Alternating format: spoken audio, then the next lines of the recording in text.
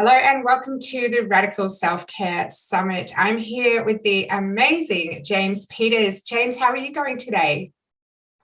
Good, thank you, Cara. No, excellent. All is well. I'm glad to be here.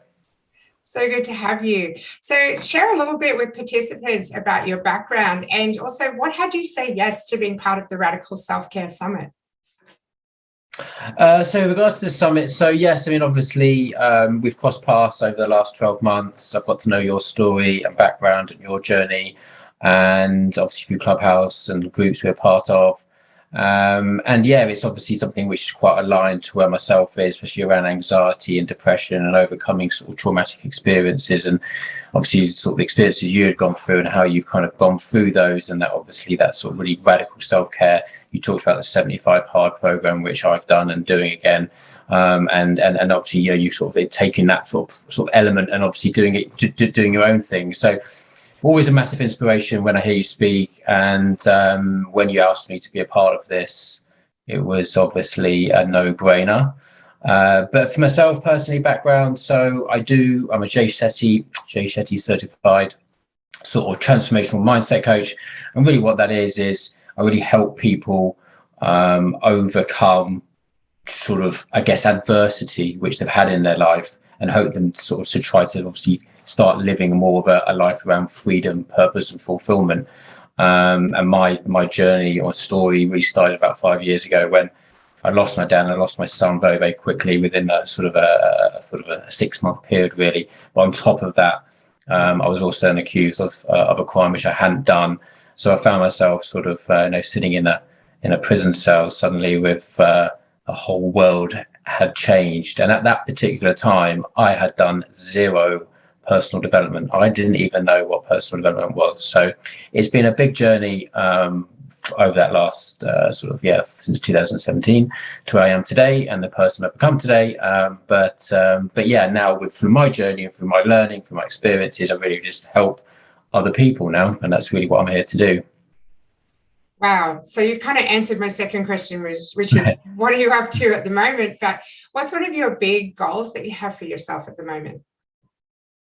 I think one of the big things for me is always, it always goes back to the sort of the 6 human needs from Tony Robbins, obviously certainty, uncertainty, connection, significance, but obviously the 2 more non-egoic type needs are focused on growth and contribution.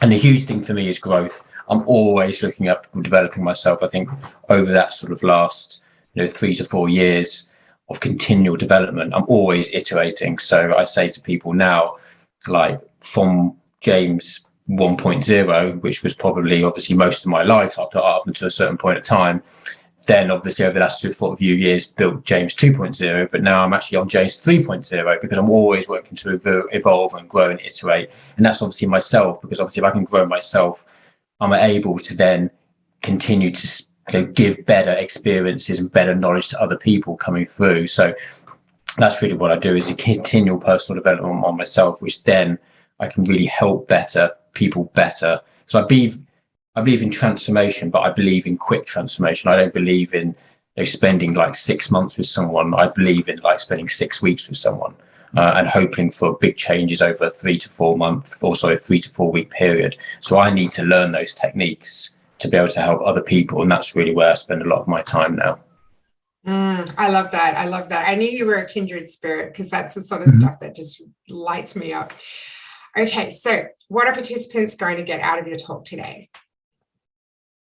I think that hopefully they'll get value from the fact that they'll see my journey, they'll see where I was pre-2017 and where I am today, and that type of growth and evolution over that period of time. And hopefully through those experiences and challenges I put myself in, it will really start to resonate with people that there is life after adversity, or there is life after trauma, or there is life after bereavement, and all these type of things, because we do naturally as humans get quite hooked on some of these things, and we can really live in sort of very disempowering emotions and really get caught up around the story of what's happened and this thing that, when we can actually really significantly change those we can never change the content of our life. Ultimately, what we've been through, but we can always change the context. And that's what I'm about, is changing the context, changing the reframe, changing what that really looks like, taking more of an empowering view of what's happened to you rather than naturally a disempowering view. This is going to be such a powerful session. James, thanks. We'll get into your session in just a moment. I can't wait.